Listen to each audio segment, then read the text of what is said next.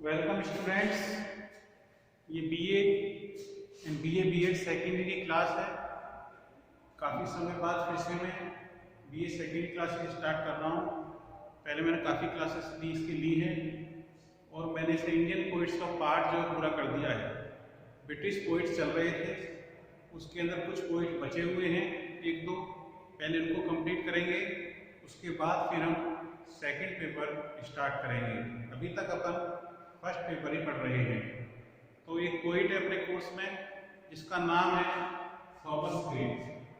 आज हम Thomas Gray को पढ़ेंगे और थॉमस ग्रे की कोई एक फेमस पोइम है जिसका नाम है elegy return in a country church yard. अब आज हमारे सिलेबस में एक पोइम है elegy return in a country church yard. ये पोइम हमारे सिलेबस में है और एक बहुत ही इंपॉर्टेंट पोइम है। इस पोइम से अक्सर प्रश्न आता ही आता है और हर साल मोस्टली मतलब इस पोइम से क्वेश्चन जो है वो रिपीट होता है।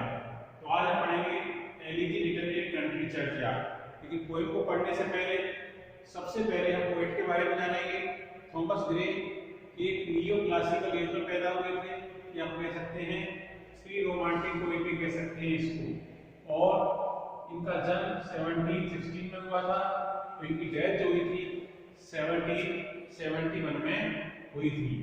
और ये एक रिफ्लेक्टिव पोइट थे। रिफ्लेक्टिव पोइट वो पोइट होता है जो बहुत ज्यादा मेडिटेशन करता है, बहुत ज्यादा सोचता विचारता है, उसको हम रिफ्लेक्टिव पोइट कहते हैं।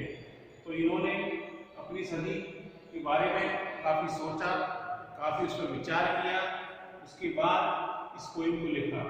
और बेसिकली देखा जाए तो थॉमस ग्रे की ये poem elegy return in a country church yard जो है ये वर्ल्ड फेमस पोइम है।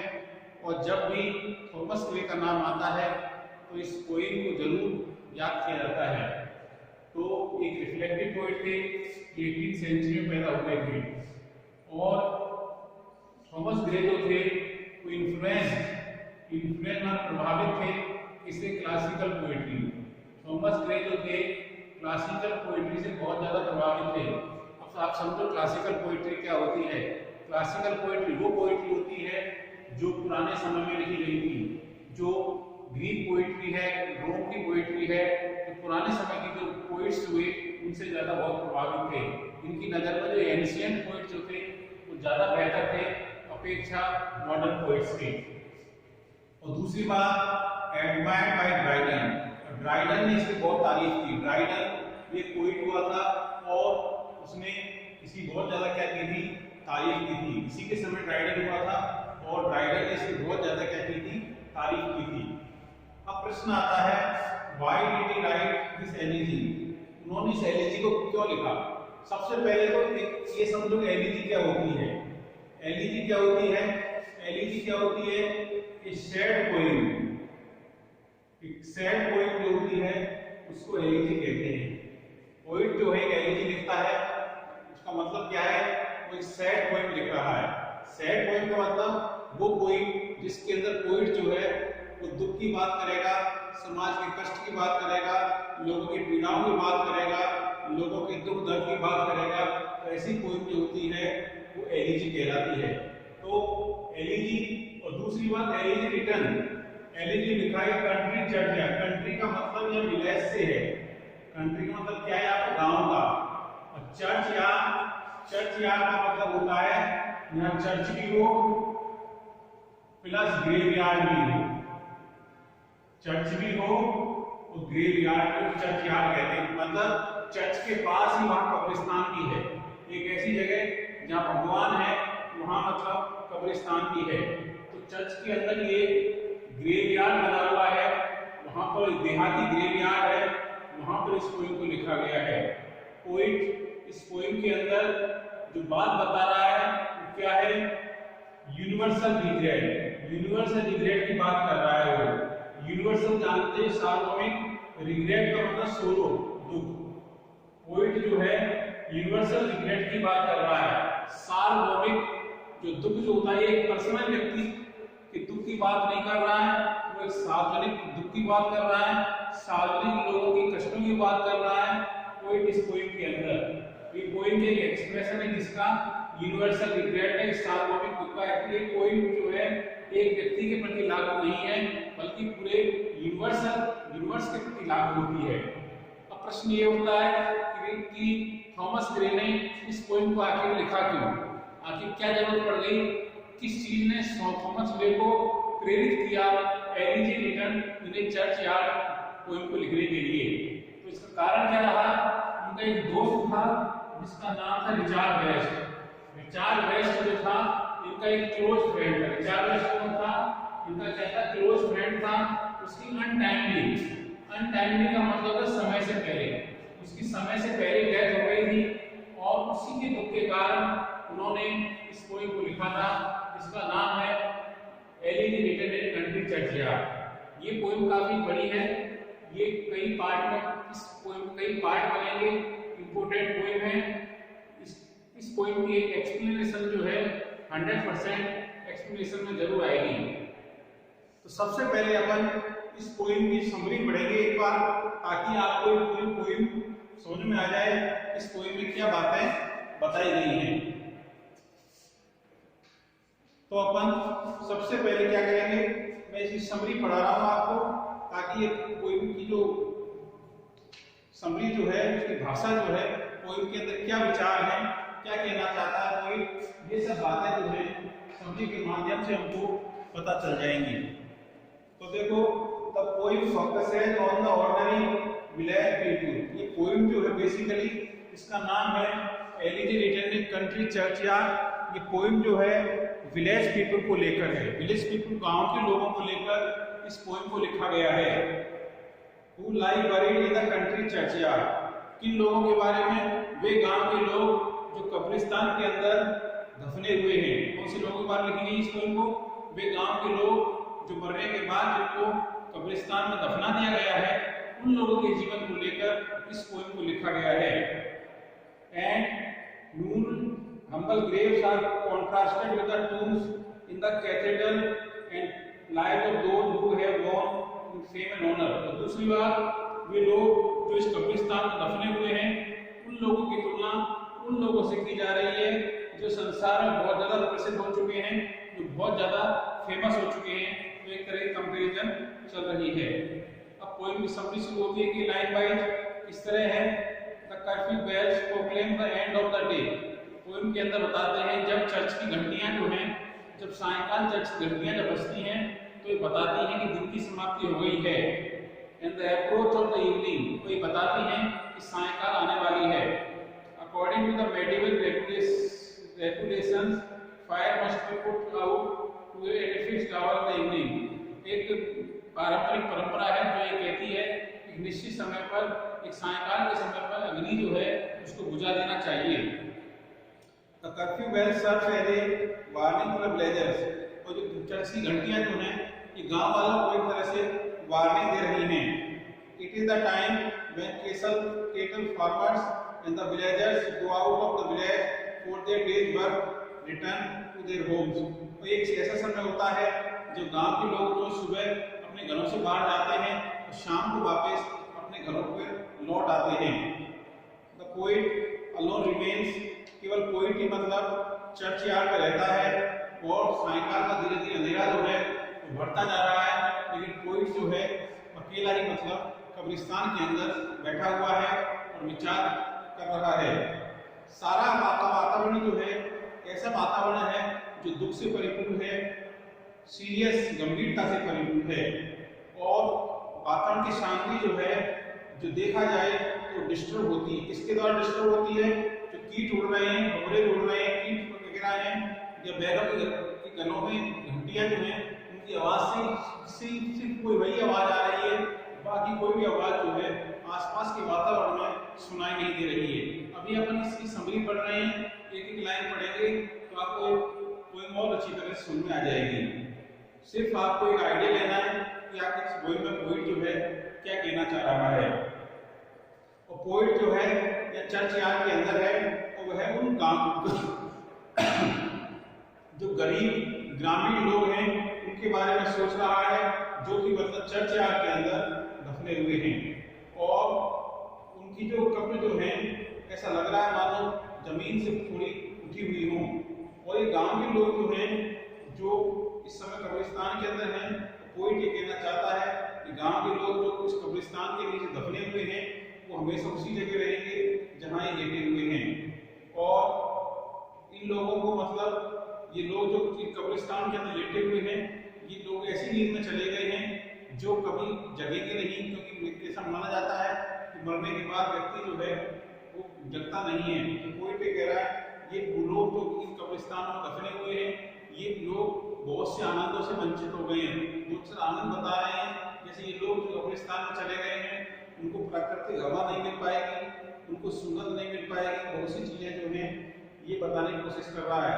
तो कोई ये भी कह रहा है कि लोग जो मर गए हैं इन लोगों की पत्नियां जो हैं वो इनका इन्वेट भी नहीं करेंगी, क्योंकि वो जानते हैं कि अब वो वापस नहीं लौटेंगे। पत्नी इस बात को अच्छी तरह जानती है कि उनके पति जो हैं वो वापस नहीं लौटेंगे। और फिर गांव वाले के बताता है कि गांव के लोग जो इन कब्रिस्तानों में दफने हुए हैं ये बहुत ही मेहनती लोग थे। ये बहुत मेहनत करते थे, दिन रात मेहनत करते थे।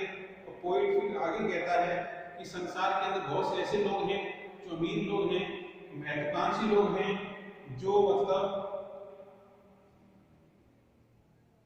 बहुत से जो महत्वाकांक्षी लोग हैं, अमीर लोग जो हैं वो जानते हैं कि आखिर मानवता क्या होती है, मानवता की कैसे सेवा की जाती है। लेकिन बहुत से लोग ऐसे गरीब लोग भी हैं और जिनकी मतलब उपेक्षा की गई है अमीर लोगों के द्वारा। तो इस पूरी पोइम में यही बताया गया है, जैसे कि मैं शॉर्ट में बता दिया आपको सभी। इस पोइम के अंदर ये बताया गया है किस तरह गरीब लोग जो हैं जो इस कब्रिस्तान के अंदर दफने हुए हैं उनको मतलब किसी तरह की कोई सुविधाएं नहीं मिली, किसी तरह कोई उनको फैसिलिटीज प्राप्त नहीं हुई। जो मैंने शॉर्ट में आपको समझ बता दी है इस पोइम में क्या है। अब हम एक एक लाइन करके इस पोइम की एक लाइन पढ़ेंगे तो अलग अलग पार्ट्स के अंदर ये पोइम बनेगी। तो हम शुरू करते हैं, थोड़ा बहुत स्टार्ट कर रहा हूँ किस तरह अपन इसके स्टेज को पढ़ेंगे।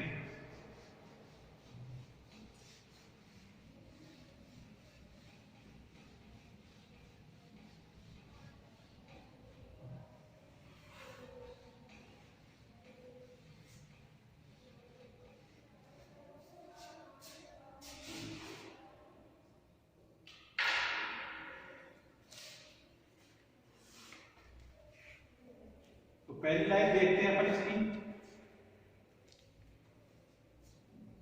The curfew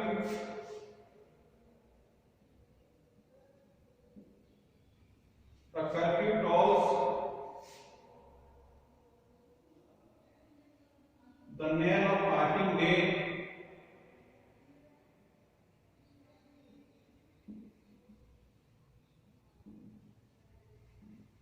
the knell of parting day, the lowing herd,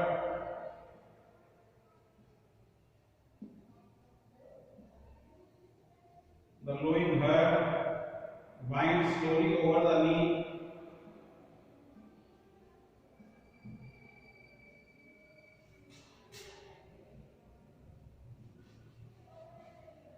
winds slowly over the knee, the ploughman Humbar,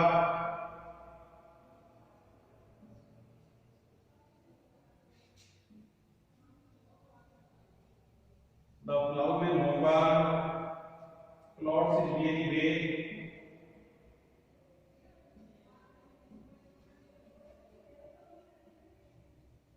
plods his weary way and leaves the world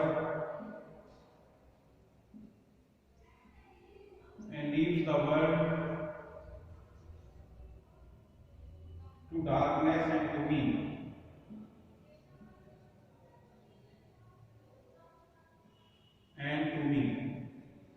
ये पोइम की प्रारंभिक पंक्तियां हैं। ये पोइम की पहली 4 लाइन्स हैं। ये 4 लाइनों के अंदर बटा हुआ है और इसकी राइम स्कीम जो है जैसे डे ए, वे ए, ली बी और ये बी। तो इसकी राइम स्कीम जो है वो क्या है, ए बी इस पोइम की क्या है राइम स्कीम है। 4 लाइन के स्टेंजा के अंदर, 4 पंक्तियों के स्टेंजा के अंदर ये पोइम जो है वो बटी हुई है। तो प्रारंभिक लाइनें हैं और इन पंक्तियों के अंदर पोइट ने पहले नेचर जो है, आसपास का वातावरण जो है, उसका वर्णन कर रहा है। तो पोइट ही कहना चाह रहा है कि इस समय सायंकाल का समय, जैसे मैंने बताया था थोड़ी देर पहले आपको, इस सायंकाल का समय है। कर्फ्यू टोल्स, कर्फ्यू टोल्स का मतलब होता है चर्च बेल्स। कर्फ्यू टोल्स का मतलब क्या होता है? चर्च बेल्स, चर्च की घंटियां। चर्च की घंटियां जो हैं, the knell of parting day का मतलब end of the day, end of the day. Church की घंटियां बजती हैं सायंकाल के समय, चर्च की घंटियां बजती हैं, तो इस बात का इंडिकेशन देती हैं, इस बात का संकेत देती हैं कि दिन की समाप्ति हो गई है। सायंकाल चर्च की घंटियां मतलब ये है कि दिन की समाप्ति होगी। दिन की समाप्ति क्या बताता है? कि जो लोग सुबह से शाम तक काम कर रहे थे, अब वो अपना काम करना बंद कर दें। यदि घर से बाहर हैं तो वापस अपने घर में चले जाएं। मवेशी हैं, जानवर हैं, यदि वो घास खाने के लिए बाहर गए हुए, खेतों में गए हुए हैं, तो सायंकाल का समय हो गया है। अब उनसे भी कहा जा रहा है एक संकेत के माध्यम से कि वो अपने अपने घरों में आ जाएं। तो पहली लाइन क्या है? चर्च की घंटी इस बात का संकेत देती है कि दिन का कार्य जो है समाप्त हो गया है, या दिन समाप्त हो गया है। जैसे ही दिन समाप्त होता है, क्या क्या एक्टिविटी होती है वहां पर, ये बता रहा है। तो जैसी सायंकाल होती है तो लोइंग हर्ड, लोइंग हर्ड का मतलब होता है जानवर, लम्हाने वाले जानवर। लम्हाने वाले जानवर जो हैं वो धीरे धीरे चलने लगते हैं ओवर द ली, ली का मतलब घास का मैदान, पास्चर। और जो जानवर जो हैं वो धीरे धीरे जो है अपने घर की तरफ चलने लगते हैं, पास्चर की ओर धीरे धीरे चलने लगते हैं। और क्या होता है? प्लाउमैन, प्लाउमैन फार्मर्स, किसान। किसान लोग सुबह से शाम तक काम कर रहे थे, अब वो भी मतलब अपने घर का रास्ता ले लेते हैं। और किसान लोग तो मतलब प्लॉट्स में बाग चलते हैं, में थका हुआ। और किसान इतने थक गए हैं, चलते चलते थक गए, तो जो रास्ता जो है वो भी उनको क्या नजर आ रहा है? थका हुआ नजर आ रहा है। And leave the world darkness into view. Poet कहता है जब सायंकाल हो जाती है तो थोड़े समय बाद जो है वो चारों तरफ अंधेरा अंधेरा छा जाता है। पोइट कहता है कि अंधेरा जो है वो मेरे मन में, मेरे मस्तिष्क में दुख के विचार जो है पैदा करता है। तो मैंने 4 लाइन इस पोइट की शुरुआत कर दी है यार। और आप एक बात और बता दूं कि पोइट जब भी पढ़े, कोई भी पोइट पढ़े, तो आपके पास पोइट सामने होनी चाहिए। जब मैं एक एक लाइन पढ़ाऊंगा तो आप, ताकि आप उसकी मीनिंग वगैरह लिख सकें और एक एक लाइन का अर्थ समझ सकें। इस पोइट में से एक्सप्लेनेशन जो है हर साल एवरी ईयर जो है परीक्षा में आती है। ठीक है, अगली क्लास कर लेंगे। That's all for today, thank you.